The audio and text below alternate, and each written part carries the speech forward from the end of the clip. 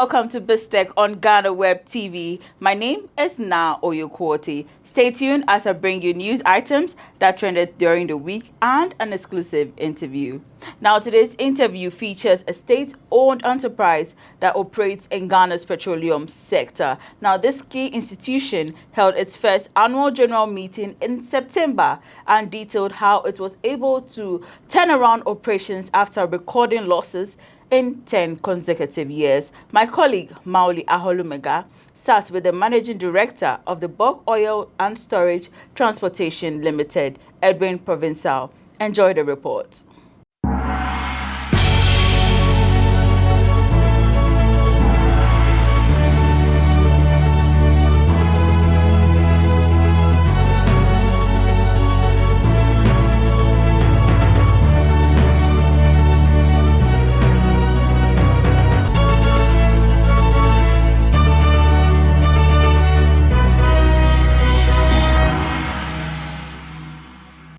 Hello and welcome to BizTech on Ghanaweb TV with me, Mawuli Ahorlumegah. Today we'll be discussing the turnaround of operations of a key government institution that plays a role in the downstream petroleum sector.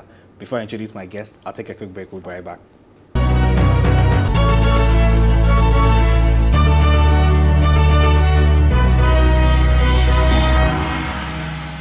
Welcome back from that break on BizTech. I have here with me Mr. Edwin Provencal, the Managing Director for the Bulk Oil Storage and Transportation Company. Mr. Edwin, welcome to BizTech. How are you?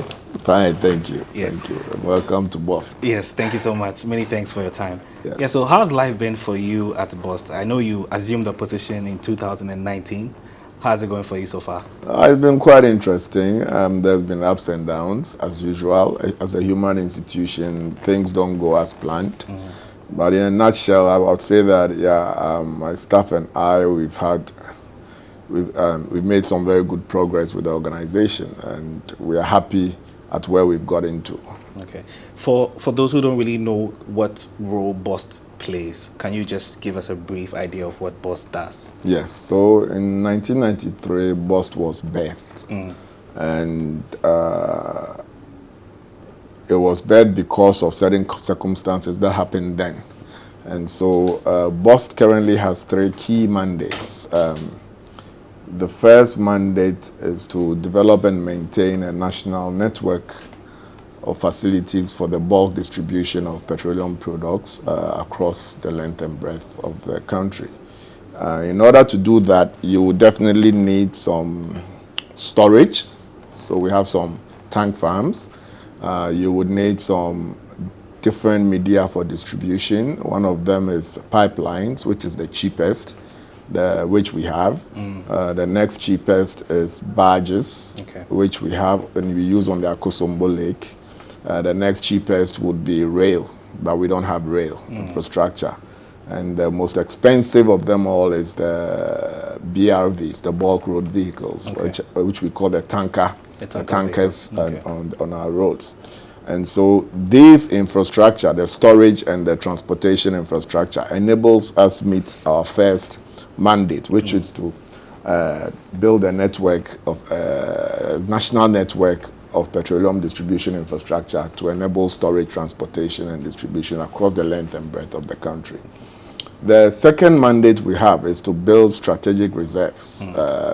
It's like an insurance. So BOST is supposed to ensure that the country meets at least 6 weeks of petroleum security when something happens and the borders are shut and we can't bring any petroleum into BOST, into the country. We are supposed to ensure that we have at least 6 weeks of petroleum stored as strategic reserves. This mandate, we've not been doing too well on this mandate. And the reason is that far back as 2006, there was a strategic reserve levy that was taken out. And it's been zero since then. So we haven't had the required resources to actually enable us buy and store this fuel the way we want to. So we are not too happy about this mandate. But the infrastructure is there. Hopefully, policymakers will find a way to get this to work.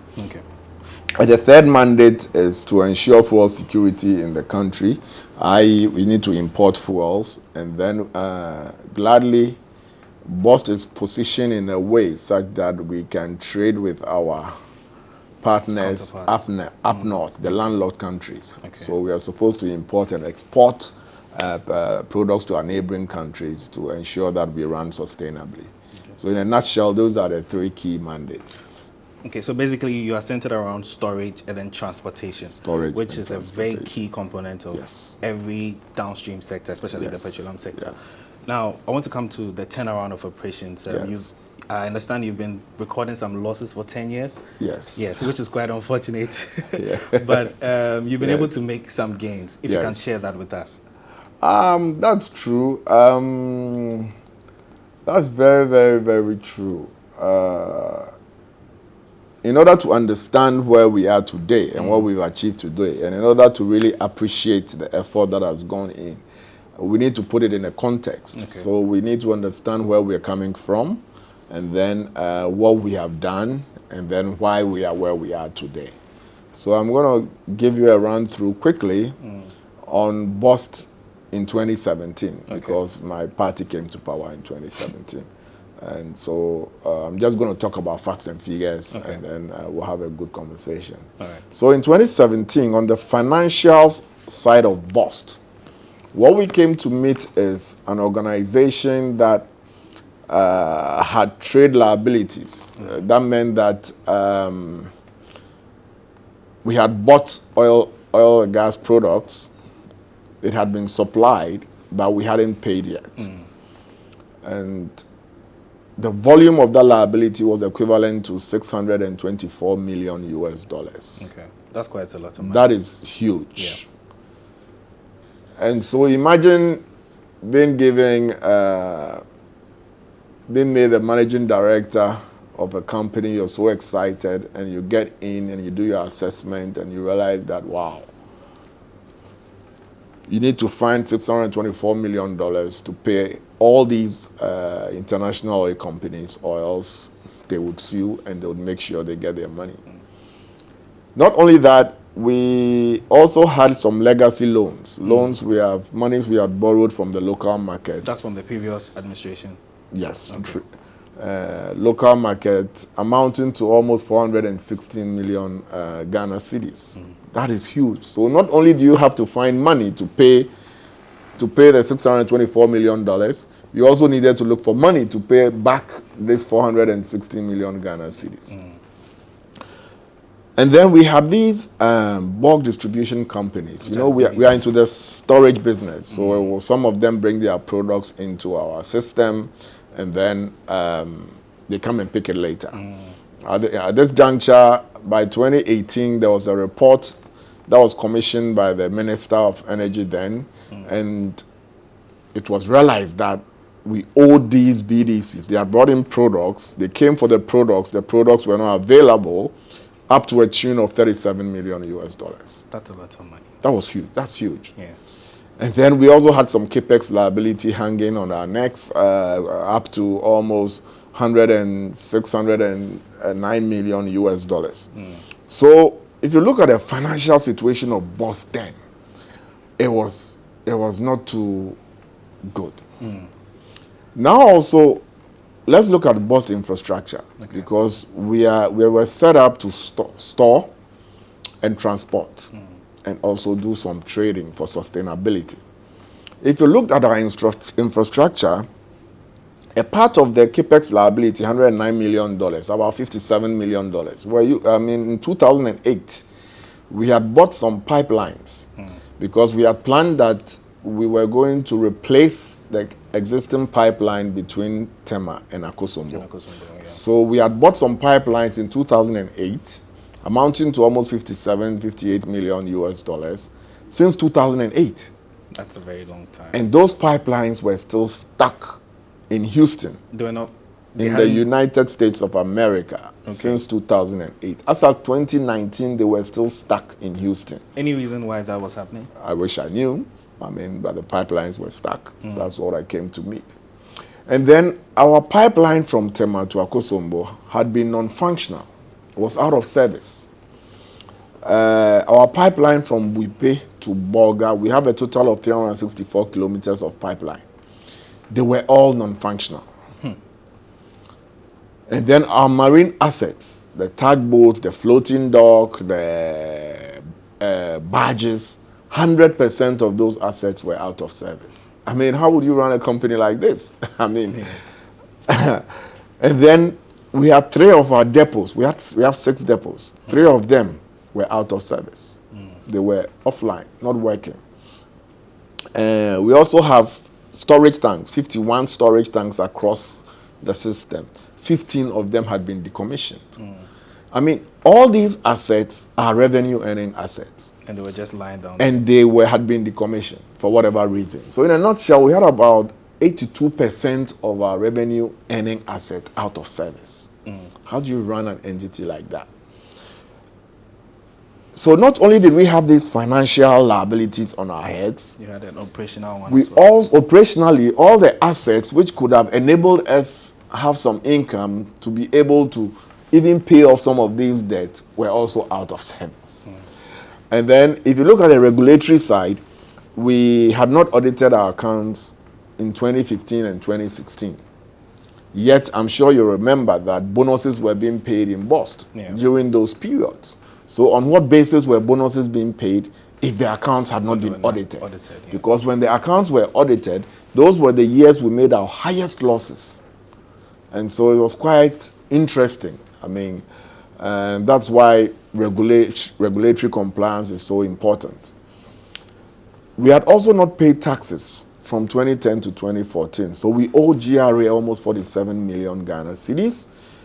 We had some legal liability because BOST was broke. A lot of people had taken us to court, and even though we wanted to settle the things out of court, we didn't have money to settle it out of court. So there were a lot of cases in court amounting to 161 million Ghana cedis if we were to lose. So we had to make provision for those contingent liabilities. Okay. And then lastly, the BOST margin. I'm sure you asked me about BOST margin. Yeah, well. But the BOST margin was earmarked for the maintenance and operations of BOST assets and hopefully also expand the assets. In the wisdom of the founders of the company, when the BOST margin came up, as of 2011, it was 3 pesos. The BOST margin was 3 pesos in 2011. Fast forward to 2019, it was still 3 pesos. In dollar terms, the BOST margin had lost over 80% of its value. That's a lot. So maybe that may be accounted for why the infrastructures were out of service, or I don't know why they were out of service. But the BOST margin was totally inadequate for the purpose at which it had been set. So there was no way you could make money from that. You were 3 pesos. 3 pesos couldn't do anything then. So that was the state. So in a nutshell, you had a company that had serious regulatory and compliance issues. You had a company whose assets were only 18% of its assets were working, and you had a company that was heavily indebted. All right. You've been sharing quite a lot with me on the sector. I'll take a quick break and then we'll be right back. All right. I've been speaking with Mr. Edwin Provencal, and he's the Managing Director for BOST, and we've been talking about the turnaround of operations and how they've been able to do this. He's been my guest on this week's edition of BizTech. I'll take a quick break. We'll be right back.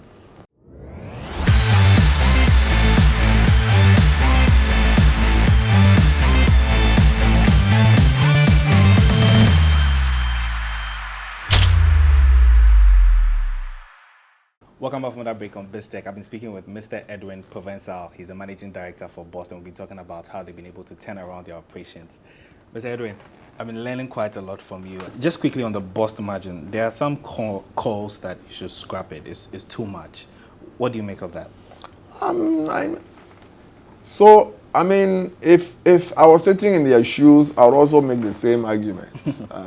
But it's if you compare BOST to a normal BDC, it's like comparing apples to oranges. Let me explain why. So BOST is set up to achieve 2 main mandates. One is a profitability mandate for sustainability, and the other is a social mandate. Now, that social mandate comes at an extra cost. Okay. Because left to me alone as a private person, I would also put my infrastructure in the most profitable areas. Accra, Tema. The BDCs, that's where all of them have put their infrastructure. Industrial hubs. Thank you. That is where they are making all their money. But I am mandated to build infrastructure in Kumasi, in Buipe, In other parts of the country. in Savelugu, in Bolga, in Akosombo, in Mami Water. It's your German. I've never heard of that. I know. But those social projects come at a cost. Now, those projects benefit the taxpayer. But it comes at a cost. So who should pay for that extra cost? Okay. That is what the BOST margin addresses. So the BOST margin helps me maintain and operate the facilities in the unprofitable areas of this country. You've rightly explained that, but it doesn't seem to get to them the way you're explaining it to me. So what do you think you should be doing going forward? Should there be more engagement with them for them to understand that this is what the proceeds from the margin are really going to? I think on that note, they know, because if you look at what we've repaired till date, everybody knows that BOST is working now because the 82%, we had 18% revenue earning assets. Today we have 95%, and it's bringing in new revenue. But guess what? Left to me alone, I would only operate in Accra, Tema. But insofar as the shareholder, which is the government of Ghana, mandates me to operate in the other areas that are not so profitable, that shareholder, which is all of us, needs to contribute to run those social projects. Okay. Yeah, so now I want to come to Tema Oil Refinery. Tor. Yes, Tor. It's been coming up for This quite is some BOST, time. though. Yes, I know. But you're a lead in the sector, so I just wanted to get your You want pick my your thoughts. opinion? Yes, I want to pick your thoughts on These are personal opinions. So. no problem. Okay. I'd like for you to share that with that. Okay. So what do you make of the idea of giving BOST to a strategic partner? Don't you BOST think we or can- Tor? Sorry, Tor to a strategic partner. Don't you think we can manage this ourselves instead of giving it to somebody else? Guys, put me on the spot. Should Tor be given to a strategic partner? Okay, so let's backtrack. Let's ask the first question. How has Tor performed so far? And will it serve the interest of the good people of this country if it continues the way it's going?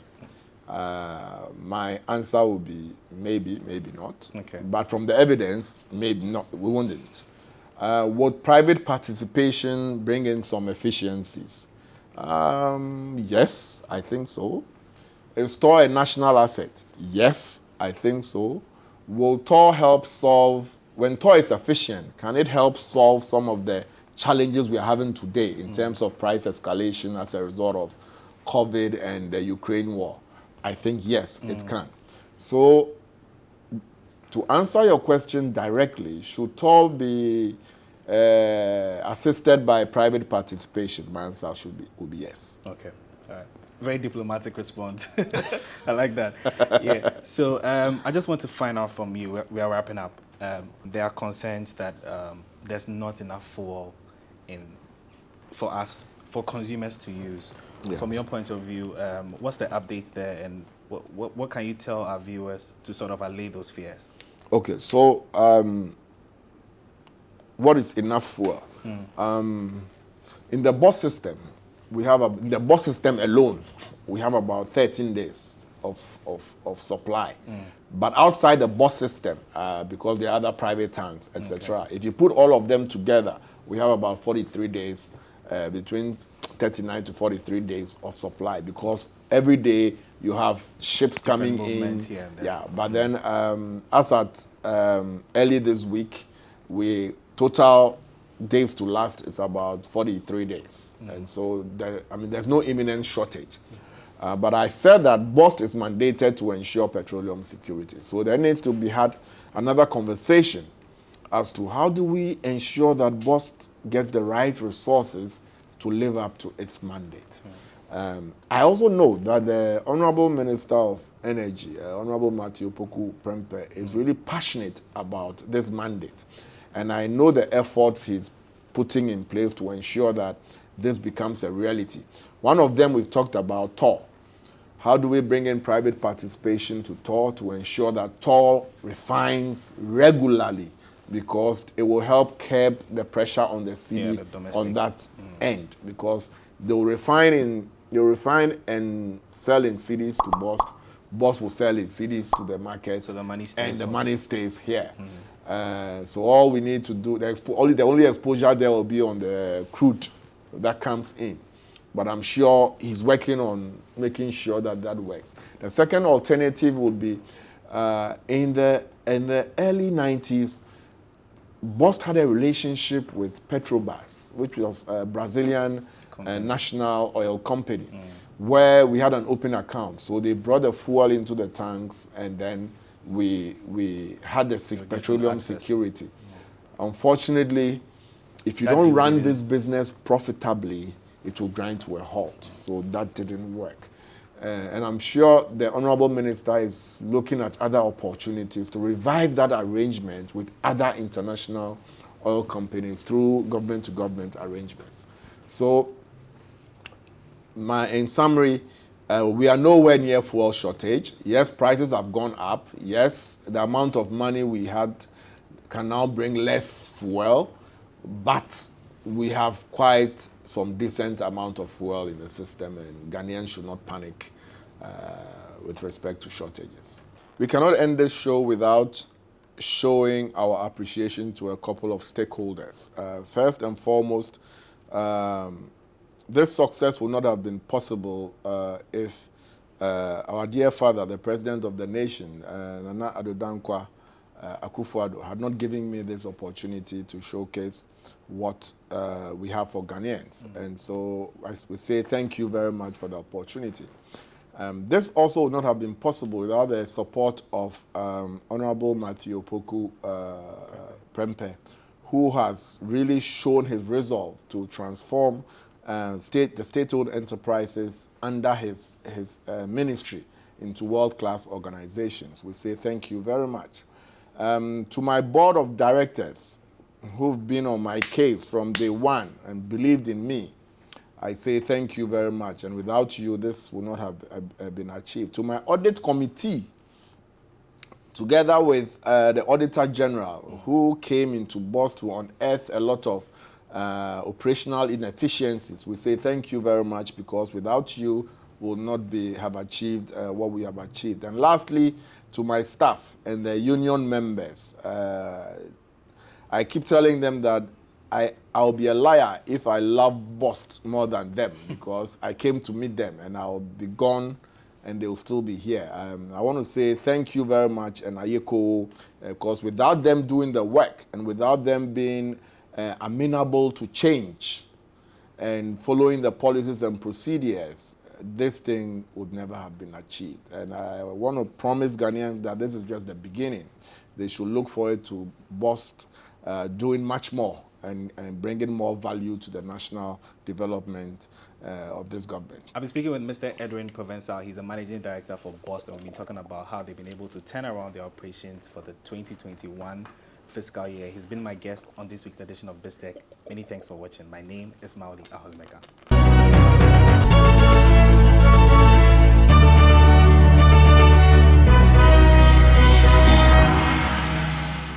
Thank you, Mawuli Ahorlumegah, for that report. Up next is Biz Headlines.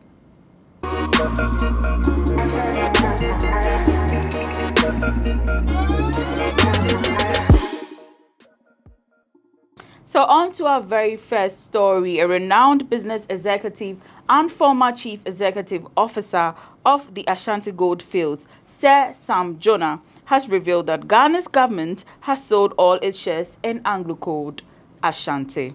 According to the business mogul, Ghana sold 30% of its shares in the company in 1994. However, the rest of the 25% was sold after the company was listed on the New York Stock Exchange. He described the turnaround of events as shameful, as he bemoaned the low level of ownership the country has in major companies and businesses that are run locally. According to him, no Ghanaian has any shares in any of the mines in the country.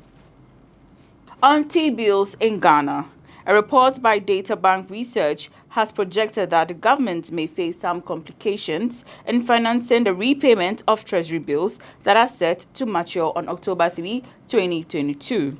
The weekly fixed income update by the research arm of the bank noted that this may be associated with the expected domestic debt restructuring. According to a report, support from the Bank of Ghana may be sought in order to obtain more favorable refinancing options. A total of 905 million Ghana cedis is expected to refinance the total maturities of the 91-day to 182-day Treasury bills worth 786.6 million Ghana cedis. Now on the Ghanaian economy, Finance Minister Ken Ofori-Atta has outlined a number of pillars which will be hinged on Ghana's possible economic support program from the International Monetary Fund. Ghana is currently holding negotiations with officials from the fund who arrived in Accra on September 26. The country is targeting $3 billion from the Bretton Woods institution once an agreement can be reached. Ken Ofori-Atta, providing some updates on the ongoing negotiations at a press briefing, said our economic program contains a set of time-bound structural reforms and fiscal consolidation measures to place our debt levels and fiscal accounts on a sustainable path over the medium term.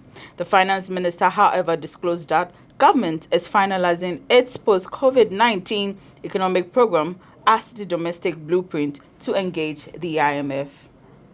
The Bank of Ghana has cautioned individuals who have acquired loans through mobile money platforms to repay their debts. This comes after the central bank noted that some individuals have deliberately refused to register their SIM cards in the ongoing nationwide SIM registration exercise with the intention of avoiding repayment of acquired loans. In a statement, the bank disclosed that data on all mobile money loan customers are domiciled in the databases of credit bureaus, hence the decision to evade repayment, which will rather attract negative repercussions. It added that borrowers who have discarded their SIM cards are, however, advised to contact their respective lenders or telecommunication service providers to discuss repayment arrangements. To our last story, the National Petroleum Authority is set to commence the cylinder recirculation policy in key parts of the country by the end of December this year. The Chief Executive Officer of the authority, Dr. Mustafa Abdul Hamid, explained that development is expected to improve operations after a long wait amid the ban following the 2017 gas explosion which took part at Atomic. Addressing participants at the Ghana International Petroleum Conference, the NPA boss said government is determined to make the cylinder recirculation model policy a reality. In the entire region of West Africa, it is only Ghana and Nigeria that still operate LPG filling stations, and we should all work assiduously to eliminate the phenomenon of filling stations. Meanwhile, the implementation of the cylinder recirculation policy comes after the Association of LPG Marketers had raised concerns over the decision, which they said has been counterproductive for their businesses.